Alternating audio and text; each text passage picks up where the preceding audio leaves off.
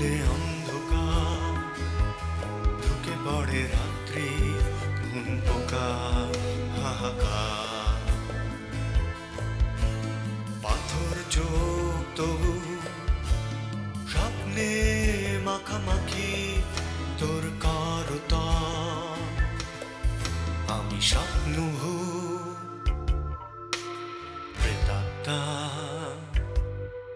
তোর খুব কাছে একলা একা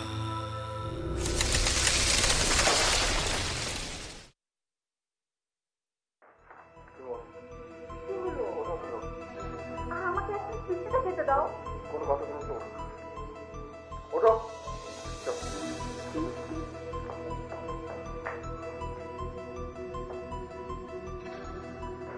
সমস্যা তোমাদের কারো না, সমস্যা তো শুধু আমার। আমার এই সমস্যা যে আমি অনেক কিছু নিতে পারি না। কি কি নিতে পারো না তুমি? আপু তোমাকে জড়িয়ে ধরবে কেন? আচ্ছা জড়িয়ে ধরেছে কিন্তু তোমার আপু, আমি কিন্তু না, ঠিক আছে? ও যাবার আগে একটা মানে জাস্ট বিদায় নিতে চেয়েছিল, ব্যাস। তাই না? হ্যাঁ। আর ওরকম আপুর হাত ধরে টানাটানি করার কি দরকার ছিল? ওকে যাওয়ার কথাটা মুখে মুখে বলা যেত না, হাত ধরে টানাটানি করতে হয়। আচ্ছা বাবা আমি কানে ধরছি, ওকে কানে ধরছি, জিনিসটা ইন্টেনশনালি ছিল না, মানে আমি এরকম করতে চাইনি। উফ। হ্যাঁ, তোর সাথে কথাই পারবে কি? সারাক্ষণ তো শুধু কথাই খেলে গেল। একটা কথার দোকান খুলে বসে থাকবো। সবসময় কথা দিয়ে দিচ্ছে তো। যতবার জিতে যাই ততবার মনে মনে হারি। তোমার কাছে আমি এক সুখ শূন্য ভিখারি।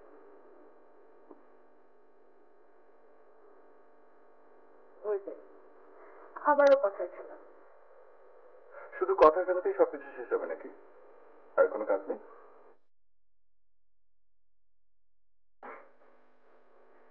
জানো গ্রামে গঞ্জে সবাই কিন্তু কাজকে কাম বলে, ওরা কিন্তু ভীষণ দার্শনিক।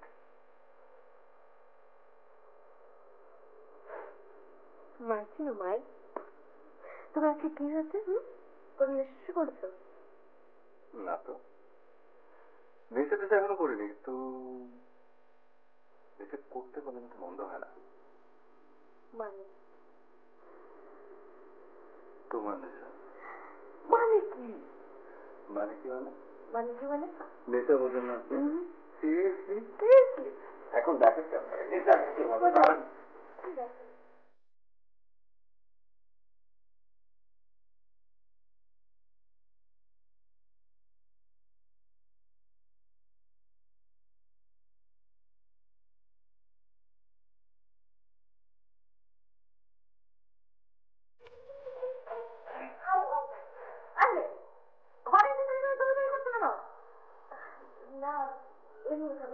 শোনো, মেয়েদেরকে অনেক নরম হতে হয়, বেশি ছটফটানি ভালো না, ঠিক আছে? কথা বলছো না কেন? ঠিক আছে ভাবি, আর দৌড়াদৌড়ি করবো না। ভাবি, একটা কথা ছিল, বলবো? বলো। মেয়েদের যে খুব নরম সরম হতে হয় এই কথাটা আপনি জানেন, সেটা জেনে খুবই ভালো লাগলো। আমি জানবো না কেন? আমি কেন জানবো না? এই কথা তো সবাই জানে। না, সবাই তো সব কথাই জানে। যেমন দেখেন, অনেকেই কিন্তু জানে যে সিগারেট খাওয়া খারাপ, সিগারেট খেলে ক্যান্সার হয়, কিন্তু তারপরেও সেটা জেনে অনেকেই সিগারেট খায়, তাই না? ঠিক তেমন অনেক মেয়েরা আছে যে জানে মেয়েদের নরম সরম হতে হয়, অন্য মেয়েদের উপদেশও দেয়, কিন্তু নিজেরা চিৎকার করে ফাটিয়ে ফেলে, একদম কাই কাই করে চিৎকার করে। আমি চিৎকার করি? আমি চিৎকার করি? সত্যি ভাবি, আপনি এত সুইট করে চিৎকারটা করেন কিভাবে? মানে কি? না ভাবি, মাশাআল্লাহ, আপনার ভোকাল কর্ডটা না সত্যি খুব ভালো। অন্য কারো ভোকাল কর্ড হলে তো এতদিন ফেটে যেত। ভাবি, আমার কি মনে হয় জানেন, আপনার না পলিটিশিয়ান হওয়া উচিত ছিল, জানেন? পলিটিশিয়ান হলে আপনি বক্তৃতা দিতেন, আপনার মাইকও লাগতো না, বিনা মাইকে সবাই আপনার ভাষণ শুনতে পারতো। আপনি যদি টেকনাফে দাঁড়িয়ে ভাষণ দিতেন, তেঁতুলিয়া থেকে লোকজন কিন্তু শুনতে পারতো। এমনকি মুরদারা মাটির নিচ থেকেও কিন্তু আপনার ভাষণটা শুনতে পায়। ভাবি বিপাশা, তুমি কিন্তু বেশি বাড়াবাড়ি করতেছো। বাড়াবাড়ি? আমি তো এখনো বাড়াবাড়ি কিছু শুরুই করলাম না ভাবি। আমিও কিন্তু ভীষণ চিৎকার করতে পারি। আমি গানের স্টুডেন্ট, তো গানে আমাদেরকে সবসময় ভোকাল কর্ডের কিছু এক্সারসাইজ করানো হয়। আমি না আপনাকে এক্সারসাইজগুলো শিখিয়ে দিব। আপনি রোজ সকালে প্র্যাকটিস করবেন, দেখবেন আপনি আরো জোরে জোরে চিৎকার করতে পারবেন। এমনকি একদিন চিৎকার করতে করতে আপনি গিনিস বুক অফ ওয়ার্ল্ড রেকর্ডের নাম লিখে ফেলতে পারবেন। বিপাশা, তোমাকে না আমি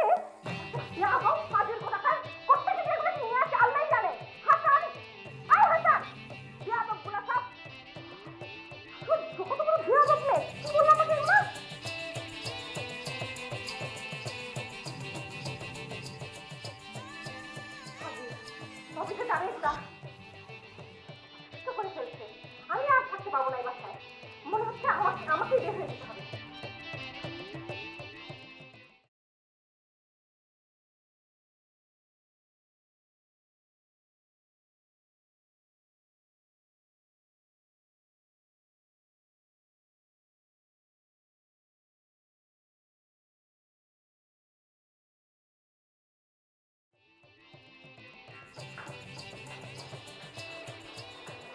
হ্যালো।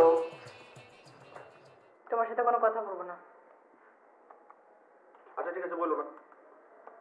আমি তোমার সামনে কিছুক্ষণ বসে থাকি, তোমার একটু দেখি, চোখ দুটো ঠান্ডা করে তারপর চলে যাই।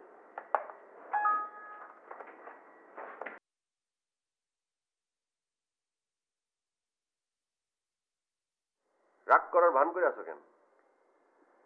রাগ কিন্তু টিকায় রাখতে পারবো না হুদাই। আমার উপর বেশিক্ষণ রাগ করে টিকা থাকা যায় না। আমি রাগ করার যোগ্য কোনো প্রাণী না। মানে কি? মানে রাগ করতে হয় উচ্চ শ্রেণীর প্রাণীর সাথে, যারা রাগ বোঝে। আমি রাগ বুঝি না, আমি নিম্ন শ্রেণীর প্রাণী। তুমি আসলে একটা ইবলিস। ইবলিসেরও ভালোবাসার দরকার আছে। ভালোবাসা দাও, চলে যাই। সরি, ভালোবাসা দেওয়া সম্ভব না। বড় জোর যেটা দিতে পারি সেটা হচ্ছে একটা গিফট। তুমি আসলে মারাত্মক সুইট টাইপের একটা মেয়ে। মিষ্টির দোকানে আমি তোমাকে শুধু শুধু বলি, দেখি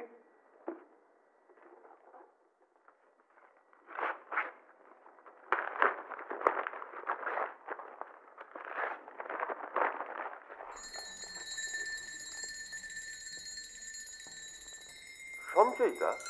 হ্যাঁ। আমি এই জিনিস দিয়ে কি করবো? এই জিনিস দিয়ে কি করবো মানে? এগুলো কি আনকালচারের মতো কথাবার্তা বলো? সঞ্চয় তো তোমার কোনো কাজে লাগবে না। না, লাগবে না। তার চেয়ে চলো পুরানো বইয়ের বাজারে এটা বেচা সেটা দিয়ে কটকুটি খাই। মানে কি? রবীন্দ্রনাথকে তো আমি একদম পছন্দ করি না, আমার দুই চোখের বিষ এই বুড়া। তুমি সব কি বলো? তুমি কবিতা লেখো অথচ রবীন্দ্রনাথকে পছন্দ করো না? আমি তো ওনাকে খুবই ভালোবাসি। এই কারণেই আমি অপছন্দ করি। আমি দেখছি সব মেয়ে রবীন্দ্রনাথের প্রেমে পাগল। তুই বাবা একটা বুড়া মানুষ, তোর সব বাঙালি মেয়ের প্রেম দিয়ে কি দরকার? প্রেমের সাগরে তো তুই ডুববা মরবি। তার চেয়ে আমার দিকে তুই একটা পাস কর।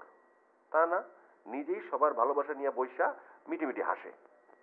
আচ্ছা, বুঝলাম। এই জন্য রবীন্দ্রনাথকে এত হিংসা? এই জন্যই এত হিংসা রবীন্দ্রনাথকে। তোমার মতো একটা সুন্দরী মেয়ে মনে প্রাণে রবীন্দ্রনাথকে ধারণ করে আসো কেন? তুমি আমারও ধারণ করতে পারো না, আমারও ভালোবাসতে পারো না। কেন পারো না? কারণ আমার বাবা রবীন্দ্রনাথের বাবার মতো জমিদার না। এই জন্য আমি গরিব স্কুল মাস্টারের ছেলে, আমি নোবেল প্রাইজ পাই নাই, এই জন্য আমার ভালোবাসা যায় না। না, যায় না। আগে রবীন্দ্রনাথ, তারপর তোমার মতো ফালতু লোক। হ্যাঁ, আগে রবীন্দ্রনাথ। কারণ আমার রবীন্দ্রনাথের মতো এরকম জ্যোতি দাদা ছিল না যে আমারে পিয়ানো অর্গান বাজায় শোনাবে। আমার বাবা ছুটিতে আমারে সিমলায় পাহাড়ে নিয়ে যেত না। প্রথম কবিতা লেখার শাস্তি হিসেবে আমার দামি গিফট করতো না, বরং চ্যাংদোলা করে আমার পেদানি দিত। শুনো, আমি যে কবিতা লিখি আমার কিন্তু নিজের টেবিলও নাই। কি হয়েছে? আমার কবিতায় আমার ঘামের গন্ধ আছে, আমার কবিতায় আমার আত্মা মিশে আছে। আমার কিন্তু অপমান করবা না।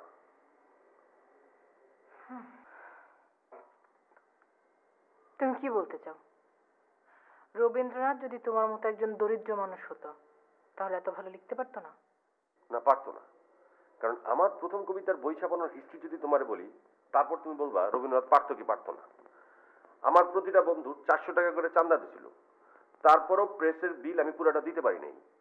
ভয়ে এখনো ওই প্রেসের মালিকের সামনে যেতে পারি না। নিজেদের ফ্যামিলি প্রেসে বইসা আমি কবিতার বই ছাপাই না। অনর্থক কথা বলো না তো বাবু ভাই। মনের মধ্যে এত হিংসা রাখা ভালো না। মনটাকে একটু পরিষ্কার করো। তুমি বুকের মধ্যে যতক্ষণ রবীন্দ্রনাথকে রাখবা ততক্ষণ আমার ঈশ্বর থাকবে, কিছু করার নেই। কেন ধরলাম? আমারই ভুল হয়েছে। রবীন্দ্রনাথের বই তোমাকে দেওয়াটাই আমার উচিত হয়নি। রবীন্দ্রনাথ তুমি কি বুঝবা?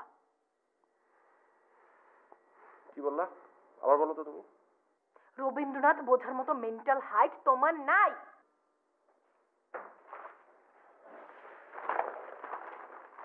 আমার মেন্টাল হাইট নাই, ঠিক আছে। তুমি যে বইটা আমার গিফট করছো সঞ্চয়িতা, তুমি কি জানো যে এই বইটা বাংলাদেশের প্রতিটা বাসায় বাসায় আছে? কারণ এই বইটা রাখা হয়েছে একটা ফ্যাশন। রবি বাবুরে ঘরে রাখলে ঘরের মর্যাদা বাড়ে। কিন্তু তুমি কি জানো এই বইটা আমার ঘরে নাই? সেটা থাকবে কেন? এবার মর্যাদা কি তুমি বোঝো? ঠিক আছে, তাহলে তোমার একটা কথা আমি বলি এখন। এই যে সঞ্চয়িতা বইটা তুমি আমারে দিছো না, এই বইটা কেন আমি আমার ঘরে রাখি নাই তুমি জানো? এই বইটা খোলো, প্রথম পাতা থেকে শেষ পাতা পর্যন্ত যে কয়টা কবিতা আছে আমি দাড়ি কমা সহ প্রতিটা কবিতা তোমার মুখস্থ বলে দেবো, একটু ভুল হবে না। তুমি আমার সাথে বাজি ধরতে পারো। শিওর? অবশ্যই শিওর।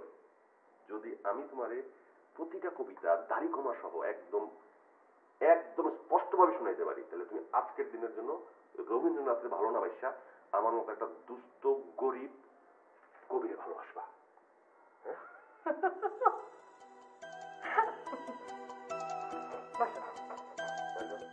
বসো না।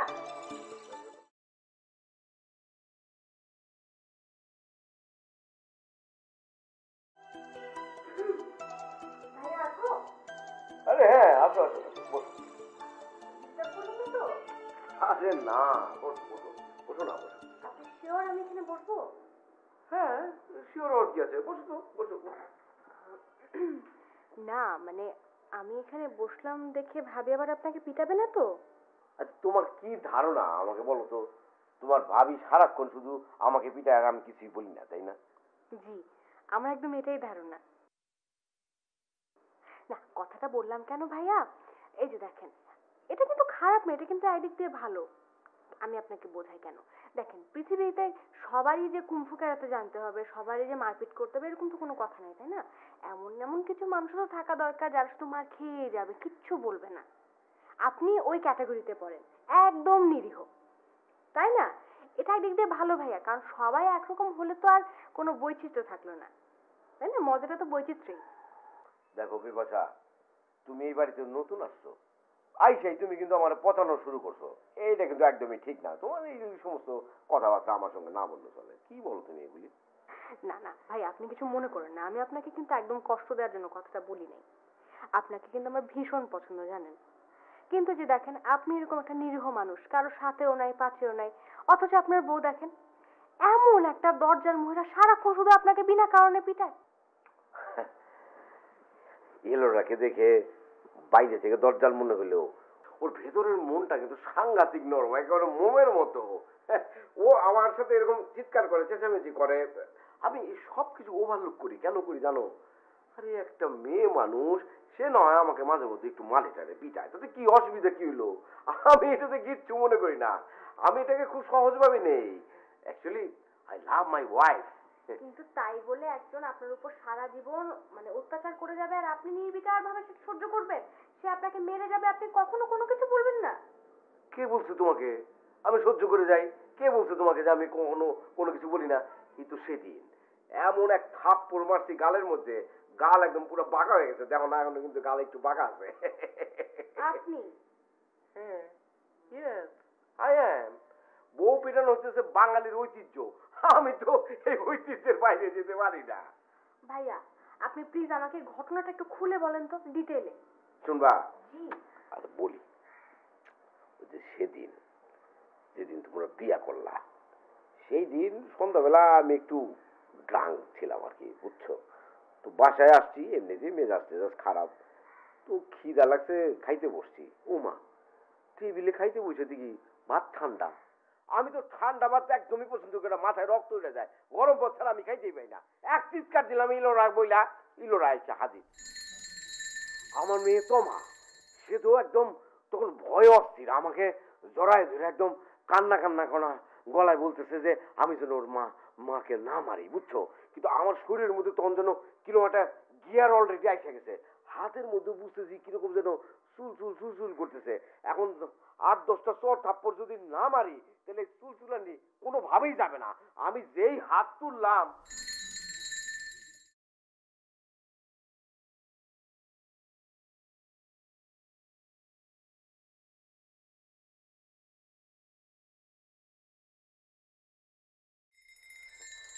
তখনই বুঝলাম যে না, পুরুষ মানুষ হয়ে মেয়ে মানুষের গায়ে হাত তুলবে কেন?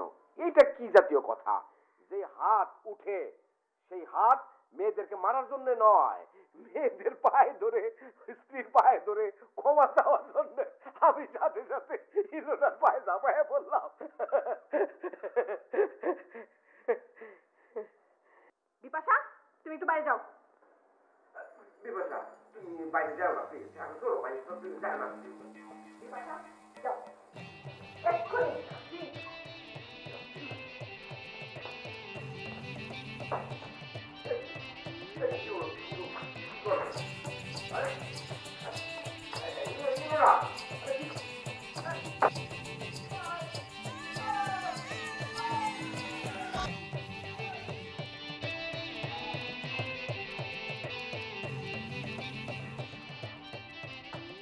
না ভালো লাগতেছে না, চলো অন্য কোথাও যাই। চলো যাই, বাড়ি থেকে লাঞ্চ করে আসি। সবসময় খাই খাই করো কেন? কি করবো, ক্ষুধা লাগে যে। ক্ষুধা তো আমারও লাগে, ভালোবাসার ক্ষুধা। আমার একটু ভালোবাসা দাও, হাওয়াই মিঠাইয়ের মতো রঙিন ভালোবাসা, তাপস করে গিল্লা খাইয়া ফেলবো। খুব দরকার ভালোবাসা?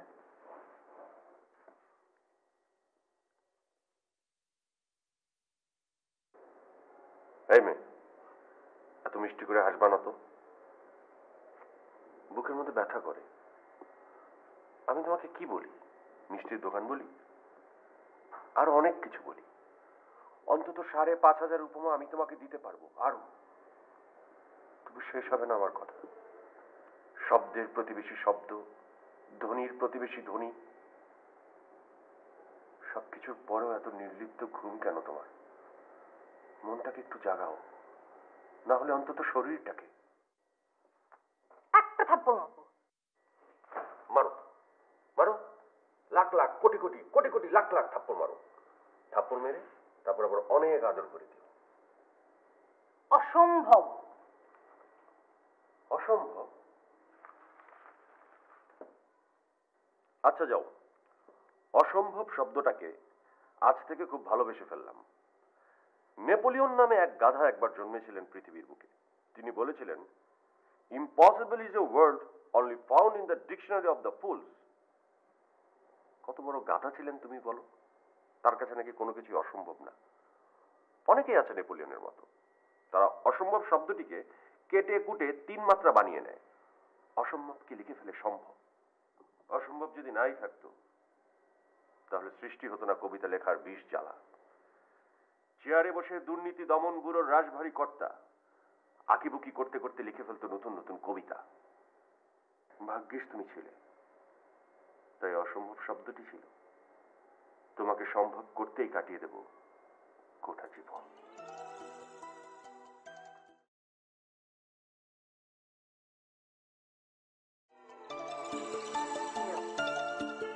আজকের জন্য আমি নিজেকে সম্ভব করে দিলাম,